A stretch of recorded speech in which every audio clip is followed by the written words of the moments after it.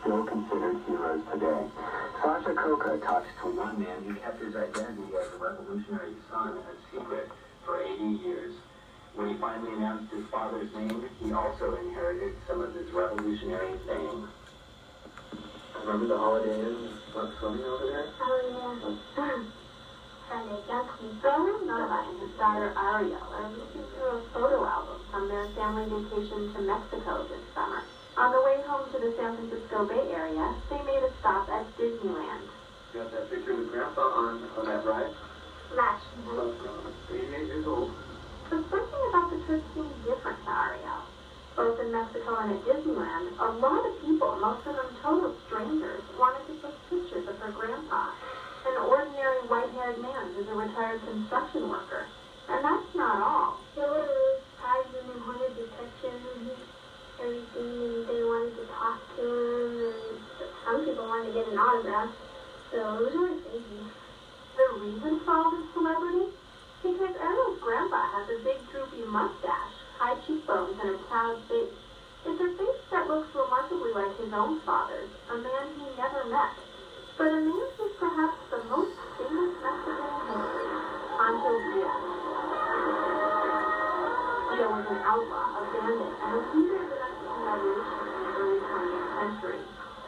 What are you taking your hats off for? You don't have to take your hats off to anyone, understand? Ernesto Nava didn't speak of his father for many years. He learned that he was Pancho Villa's son at a young age, but his mother was afraid that Villa's enemies, the Mexican government or wealthy hacienda owners, would try to kill any son of the revolutionaries.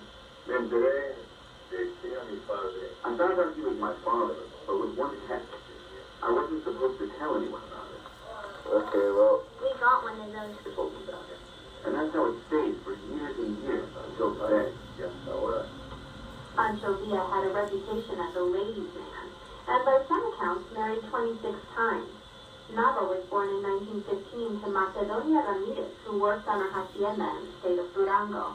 As the violence of the revolution escalated, she fled to New Mexico to protect herself and her baby.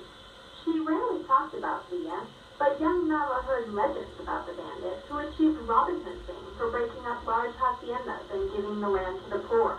When the U.S. government backed his rivals, Villa retaliated by raiding towns along the U.S.-Mexico border. They said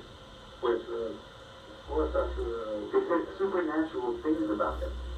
It was difficult to believe them, but I believed them. I learned a lot of things about him, but I stayed quiet.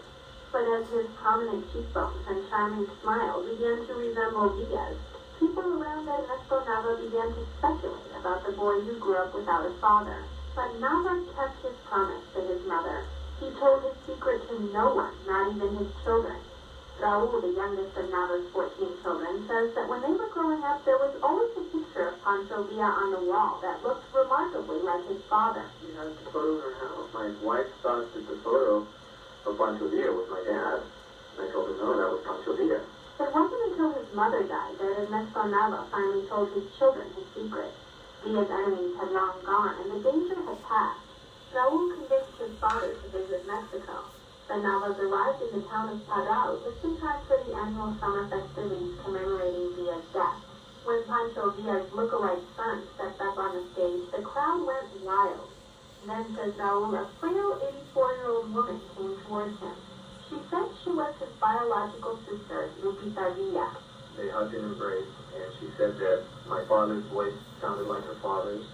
Everywhere Nava went in Mexico, people wanted to shake his hand. He went for a trim in the barber shop where Villa got his haircut. But Ernesto Nava says fame hasn't changed him much.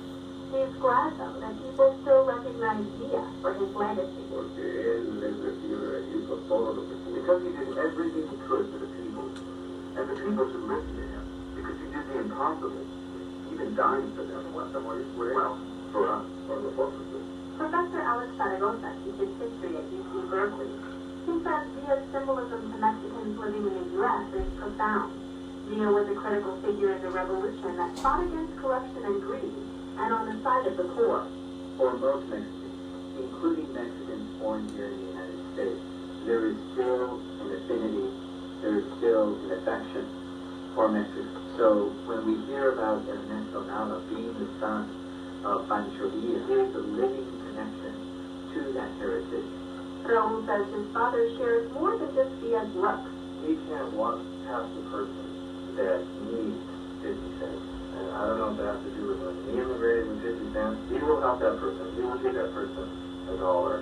The values he inherited from Via and his success as a building contractor also make Ernesto Nava resonate to Mexican immigrants today. They see him not only as a legacy of the revolution, but as a living example of how to achieve success. In Oakland, this is Sasha Khokha for Northgate Magazine.